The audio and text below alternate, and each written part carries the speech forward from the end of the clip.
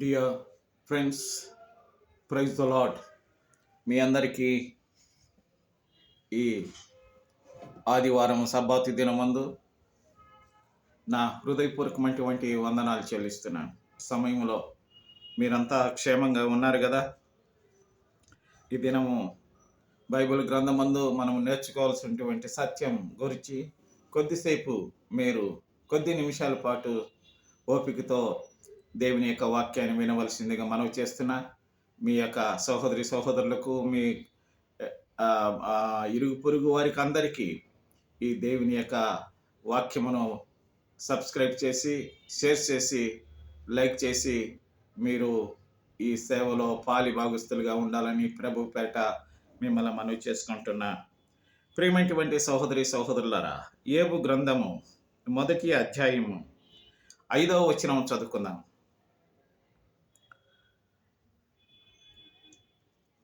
తన కుమారుడు పాపము చేసి తమ హృదయములలో దేవుని దూషించిరేమో అని వారిని పిలువనంపించి వారిని పవిత్రపరిచి అరుణోదయములు లేచి వారిలో ఒక్కొక్కని నిమిత్తము దహన బలి నర్పించుచూ వచ్చెను. యోబు నిత్యము అలాగూ చేయుచుండెను అని వ్రాయబడి ఉంది. ఇన్ ఇంగ్లీష్,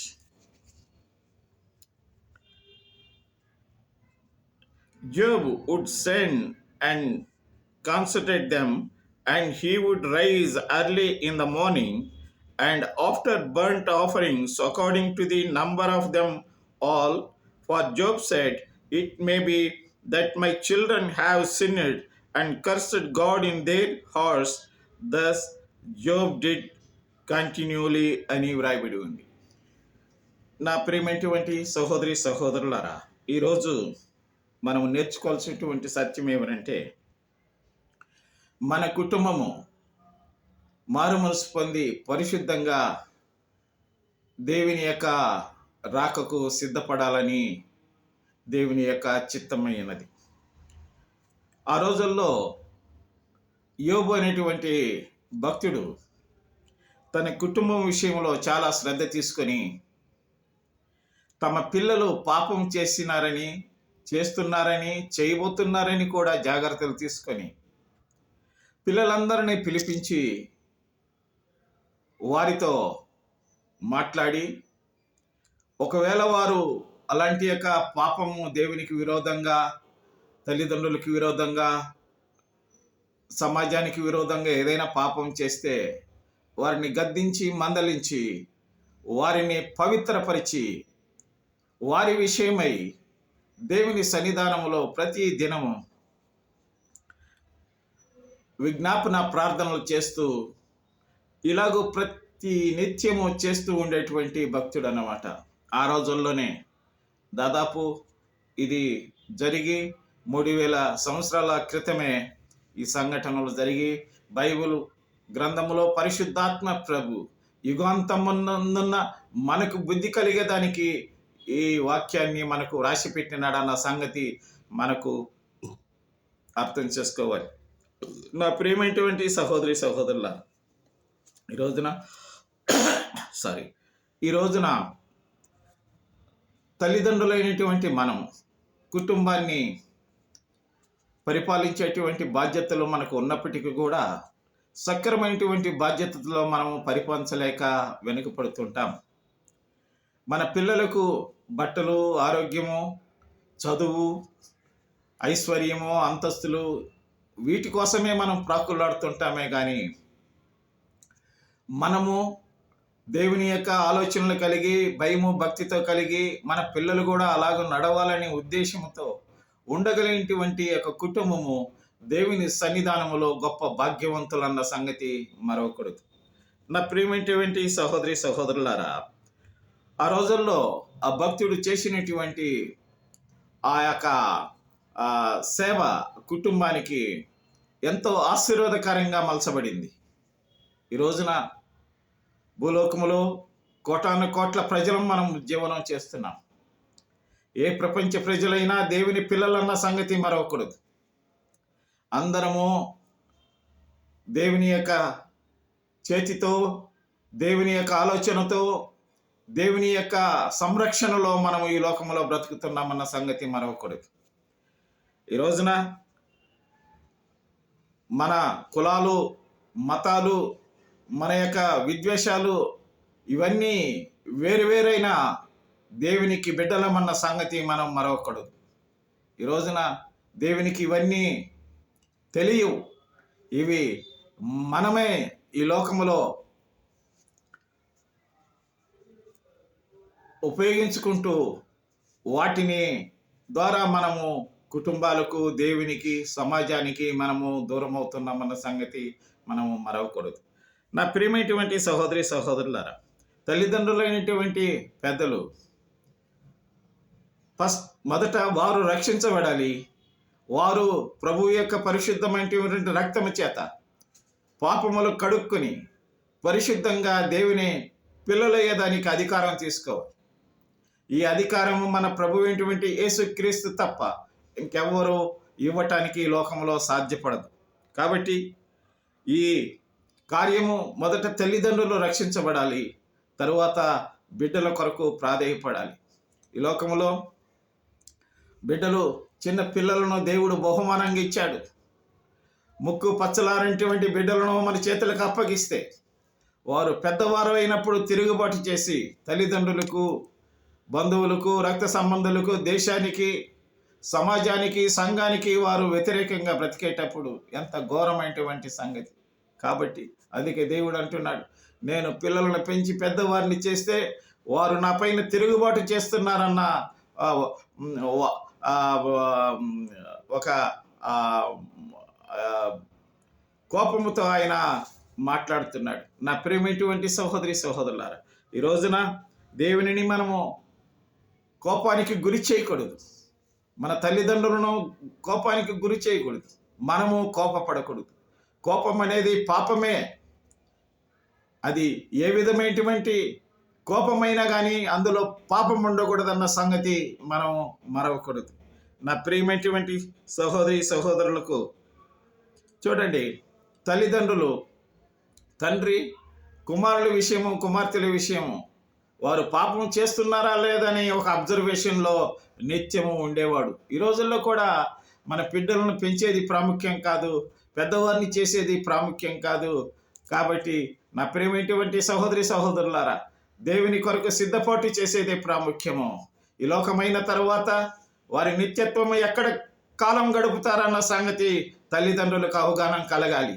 ఈ లోకము 30 ఏళ్ళు, 60 ఏళ్ళు, 40 ఏళ్ళు, 70 ఏళ్ళు అయిన తరువాత ఈ లోకానికి కనుమరుగైపోయేస్తాం.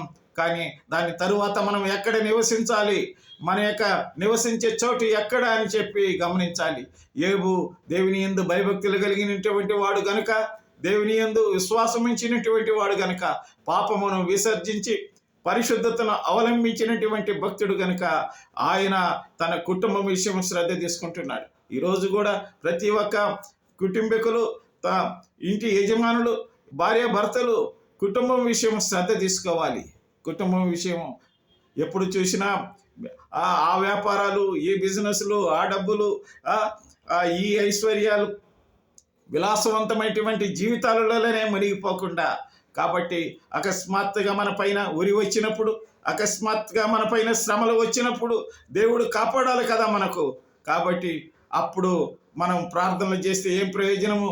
అప్పుడు మనం ఏడ్చి గగ్గోలు పెడితే ఏమి ప్రయోజనం లేదన్నమాట. కాబట్టి నా ప్రియమైనటువంటి సహోదరులారా, ఈ సమయంలోనే మన ఊపిరి మనలో ఉన్నప్పుడే, మన బలము మన చేతిలో ఉన్నప్పుడే మనము దేవునికి విధేయులమై మన బిడ్డలను కూడా విధేయులుగా నడిపించాలని ప్రభు పేరట నేను మనవి చేస్తున్నాను. కాబట్టి ఈరోజు మొక్క ఈ వంగనది మ్రానని వంగునా అని కవి అంటున్నాడు. కాబట్టి మనము పిల్లలుగా ఉన్నప్పుడే మనము వారిని ప్రభు యొక్క శిక్షలో, బోధలో, పెద్దల యొక్క విధేయతలో, దేశానికి సేవకులుగా, అనేకమైన దేవునికి సువార్థికులుగా పనిచేయాలని దేవుని యొక్క ఉద్దేశం. కాబట్టి నా ప్రియమైనటువంటి సహోదరి సహోదరులారా, ఆ దేవుడు మనల్ని ఎంతగానో ప్రేమించాడు. చూడండి, ఆ భక్తుడు తన కుటుంబం విషయంలో శ్రద్ధ తీసుకొని ప్రతిరోజు బిడ్డలు ఏం చేస్తున్నారో, బిడ్డలు ఏ పాపం చేస్తున్నారో, వాళ్ళు స్కూళ్ళకు పోయినప్పుడు, కాలేజీలకు పోయినప్పుడు, వాళ్ళు హాస్టల్లో జీవించేటప్పుడు, వారు తల్లిదండ్రులకు దూరంగా ఉండేటప్పుడు వారు ఏం చేస్తున్నారన్న అవగాహన లేకుండా ఈరోజు అనేక మంది తల్లిదండ్రులు బాధలు అనుభవిస్తున్నారు. ఈ రోజున మనం చూస్తున్నాము కళ్ళారా. కాబట్టి అట్టి తొందరలో మునగకుండానే, అట్టి తొందరలో మనం పడకుండా ముందే మనం జాగ్రత్తగా పడి మన బిడ్డల వైపు శ్రద్ధ తీసుకొని దేవుని వాక్యాన్ని వారికి వినేదానికి వీలు కల్పించి, దేవుని వాక్య ప్రకారంగా నడవటానికి వారిని నడిపించి, మనము మన బిడ్డలము దేవుని యొక్క ఉగ్రతకు మొదట మనము తప్పించుకోవాలని ప్రభు పేట, పరిశుద్ధాత్మ ప్రభు పేట నేను మనవి చేస్తున్నా. కాబట్టి ఈ సమయంలో వింటున్న ప్రతి బిడ్డలు, వినబోతున్నటువంటి ప్రతి బిడ్డలు యోబు చేసినటువంటి కార్యాలు మరొకసారి నేను గుర్తు చేయబోతున్నా. చూడండి,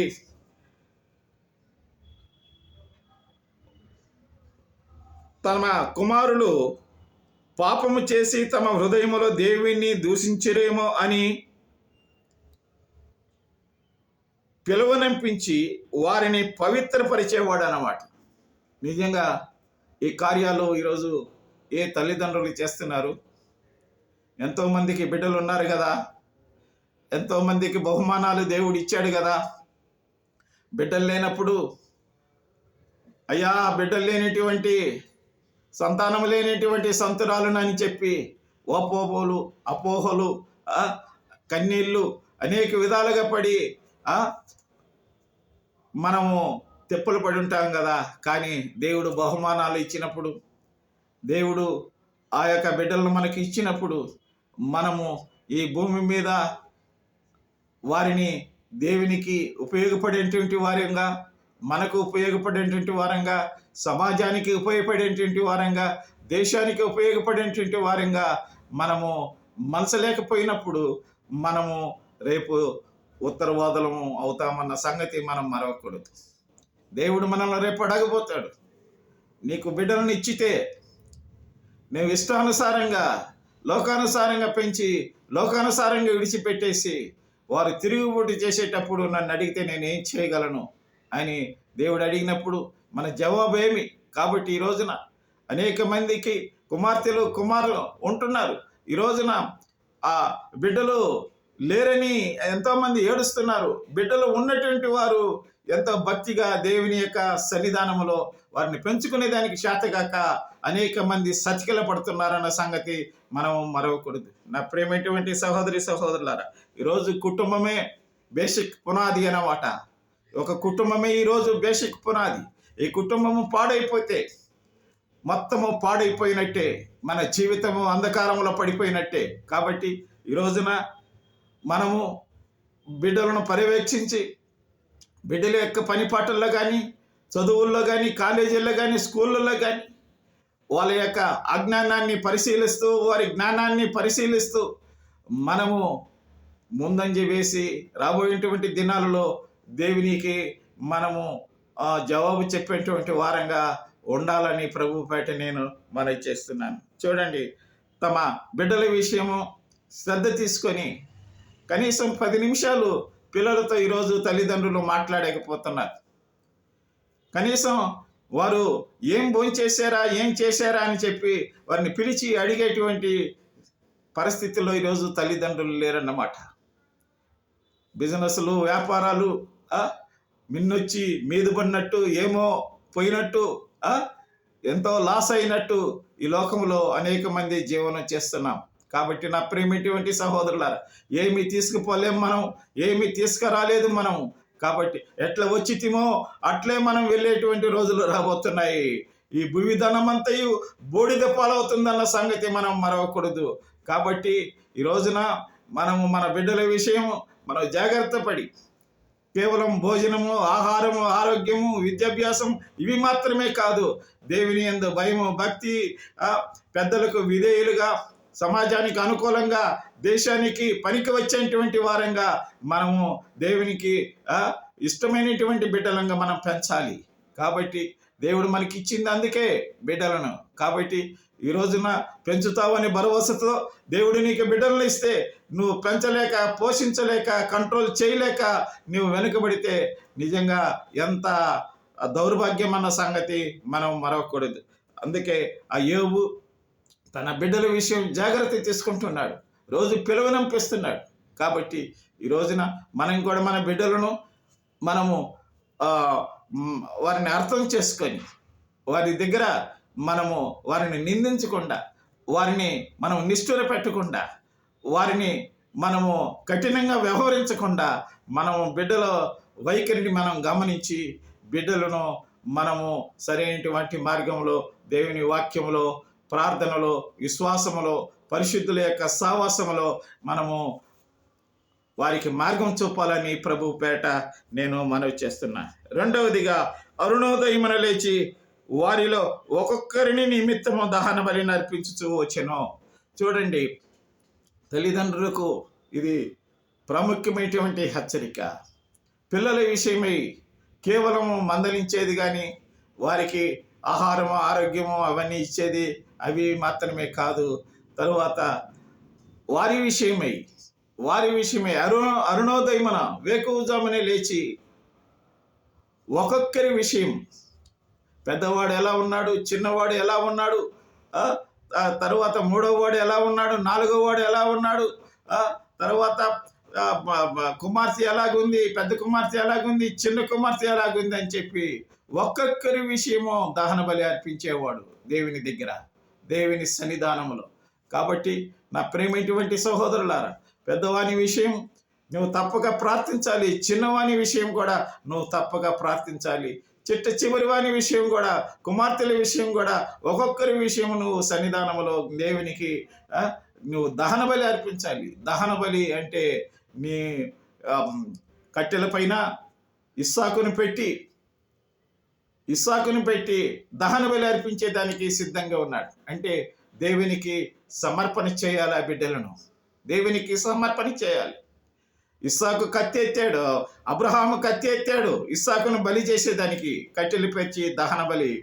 అయితే ఆకాశము నుంచి దేవుని యొక్క స్వరము విని, అబ్రహామా నీవు ఆ బిడ్డను చంపొద్దు అని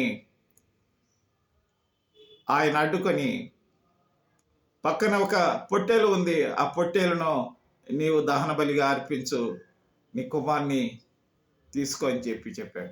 ఈరోజు దేవునికి బిడ్డలను సమర్పణ చేయాలంటే మనము ఇలాంటి పనులు చేయకూడదు. మూర్ఖంగా వాళ్ళని హింసించడం, వారిని నిందించడం, వారిని చెడ్డగా మాట్లాడడం, ఇంటి నుంచి తరమడం, తర్వాత వారికి ఆహారం ఇవ్వకుండా, ఆరోగ్యం ఇవ్వకుండా, ఇవి కాదు. కానీ దహన బలి అంటే దేవునికి సమర్పణ చేయాలి. ఇక నీ సొత్తు కాదు, దేవునికి అప్పగించేసే ప్రార్థనలతో, కన్నీళ్లతో దేవుని కృపాసనం దగ్గర ప్రతిరోజు. పెద్దవాడు మాట వినకపోతే, ప్రభువా పెద్దవాడు మాట వినలేదని చెప్పి ప్రార్థన చెయ్యి. పెద్ద కుమార్తె మాట వినలేదంటే ప్రార్థన చెయ్యి, దేవునికి అప్పగించు. వేకువజామున లేచి కన్నీళ్లు పెట్టి ప్రార్థన చెయ్యి. నీ కంట నీళ్లు దేవుడు తుడుస్తాడన్న సంగతి మరవద్దు. నా ప్రియమైనటువంటి సహోదరులారా, ప్రభువు అతి శీఘ్రంగా నీ కంట తడికి జవాబు ఇస్తాడు. నీ పిల్లలు నీ మాట వినకపోతే, నీ కుటుంబంలో నుంచి బయట వెళ్ళిన తరువాత అది అంధకారం అన్న సంగతి మనం మరవకూడదు. కాబట్టి ఈ రోజున బిడ్డలు కలిగినటువంటి తల్లిదండ్రులు, ఈరోజు బిడ్డలు లేనటువంటి వారు కూడా అనేక మంది ఉంటున్నారు. వారి విషయం కూడా నేను మాట్లాడబోతున్నాను. మనకు బిడ్డలు లేరని చెప్పి మనం అనుకోకూడదు. మనం ఎంతమందిని అయితే దేవునికి పరిచయం చేస్తామో, మనం ఎంతమంది అయితే మంచి మాటలతో, మంచి హృదయంతో అనేక మందికి దేవుని సువార్తను ప్రకటిస్తామో, కుల మత భేదము లేనటువంటి ఆ దేవునికి మనం ఎంతమంది అయితే ఆ దేవునికి మనము పరిచయం చేస్తామో, అలాంటి యొక్క బిడ్డలు బహుగా ఆకాశ నక్షత్రంలాగా ఉంటారని వాగ్దానం చేశారు. ఈరోజు బిడ్డలు లేనటువంటి దుఃఖముతో అనేక మంది కుటుంబాలు దుఃఖిస్తున్నారు. కాబట్టి దుఃఖపడిన అవసరంలే. నువ్వు దేవుని సువార్తను అనేక మందికి చెప్పి వారిని దేవునికి పరిచయం చేస్తే వారే మీ యొక్క ఆత్మీయ కుమారులు కుమార్తెలు అన్నమాట. కాబట్టి ఇలాంటి సంపాదనలోనూ ఉండాలి, కానీ ఈ లోకంలో ధన సంపాదనలోనూ ఉండకూడదు. ఈ లోకపు యొక్క ఆశలు మనకు ఉండకూడదు. కాబట్టి ఈరోజు ఎవరూ దుఃఖపడిన అవసరం లే. కృపాసనం దగ్గర దహన బలి అర్పించాలి. వేకువజామున లేచి దేవుణ్ణి ప్రార్థించాలి. ఆయన వాక్యాన్ని చదువుకోవాలి. ఆయన వాక్యాన్ని ధ్యానం చేయాలి. ఆయన వాక్యాన్ని మనము అనుభవించి తరువాత మన చుట్టూ ఇరుగు పొరుగు వారికి మనము దేవుడిని ప్రకటింప చేయాలి. ఇదే ఈ లోకపు యొక్క ఆనందం, ఇదే ఈ లోకపు యొక్క నూతన జీవం, ఇదే ఈ లోకపు యొక్క సంతోషము, సౌభాగ్యం అన్న సంగతి మన ప్రజలందరూ మరపురాని మాట అన్నమాట. నా ప్రియమైనటువంటి సహోదరులారా, నేను ఇంతటితో ముగించబోతున్నా. ప్రభు చిత్తమైతే రేపటి దినాన మరొక సమయాన ప్రభు చిత్తమైతే మనము దేవుని వాక్యాన్ని మనం చూసుకుందాం. చూడండి, మొదటిదిగా తమ బిడ్డలను పిలిపించి హెచ్చరించి వారికి చెప్పేటటువంటి వాడు. రెండవదిగా వారి విషయం దేవునికి అప్పగించి అరుణోదయములో దేవుని దగ్గర ప్రార్థన చేసి దేవునికి సమర్పణ జీవితాన్ని చేసేటువంటి వాడు. కాబట్టి ఇలాంటి విషయంలో యోబు నిత్యముగా చేయుచుండేనని వ్రాయబడి ఉంది. కాబట్టి ఈరోజు కూడా మన కుటుంబాలు ఈ విధంగా మనము దేవుని చిత్తానుసారంగా మనం వెళితే దేవుడు రాబోయేటువంటి దినాలలో మన కుటుంబాలను ఇసుకరేణి వలె విస్తరింపచేస్తాడు. మన కుటుంబంలో ఉన్నటువంటి సంతానం అంతటిని దీవిస్తాడు, ఆశీర్వదిస్తాడు. కాబట్టి ఈ రోజున వృద్ధాప్యమందు అనేక మంది ఉంటున్నారు. కాబట్టి ఎందరో బిడ్డలు తమ పిల్లల మాట వినలేదని చెప్పి, ఎందరో బిడ్డలు తమ గృహాలను విడిచిపోయినారని చెప్పి తల్లిదండ్రులను దేవుని మాట వినకుండా ఎంతో దూరంగా ఉంటున్నారని చెప్పి ఎంతో బాధపడుతున్నారు. కాబట్టి నా ప్రియమైనటువంటి సహోదరి సహోదరులారా, ఈరోజు అయినది పాస్ట్ ఈజ్ పాస్ట్, పాతవి గతించెను, కొత్తవి అయిన. కాబట్టి ఉదయాన్నే లేచి దేవుని దగ్గర ఈ నూతన సంవత్సరంలో ప్రార్థన చేసేయాలి. ఉదయాన్నే లేచి దేవుని వాక్యాన్ని చదువుకోవాలి. ఆ విధంగా మనము ప్రతి నిత్యము మనం చేసినట్లయితే మనం యొక్క చీకటి వెలుగుగా మారిపోతుంది. కాబట్టి రాత్రి వెన్నెలుగా మారిపోతుందన్న సంగతి మనం మరవకూడదు. ప్రభు మనల్ని అందరినీ దీవించును గాక. ఈ నూతన సంవత్సరంలో మీ అందరికీ నా హృదయపూర్వకమైనటువంటి వందనాలు. మీ సువార్థికుడు ఎన్ఎస్ మోజెస్ గారు. ప్రార్థన చేసుకుందామా? పరమందున మా తండ్రి, నీకు వందనాలయ్యా, స్తోత్రాలు. ఈ సమయంలో నీవు ఎంతైనా నమ్మదగిన దేవుడు. నీకే మహిమ ఘనత ప్రభావాలు చెల్లించుకుంటూ తండ్రి, నీకు కృతజ్ఞతలు చెల్లించుకుంటూ యేసుక్రీస్తు నామముపేట ప్రార్థించి వేడుకుంటున్నాము తండ్రి. ఆమేన్.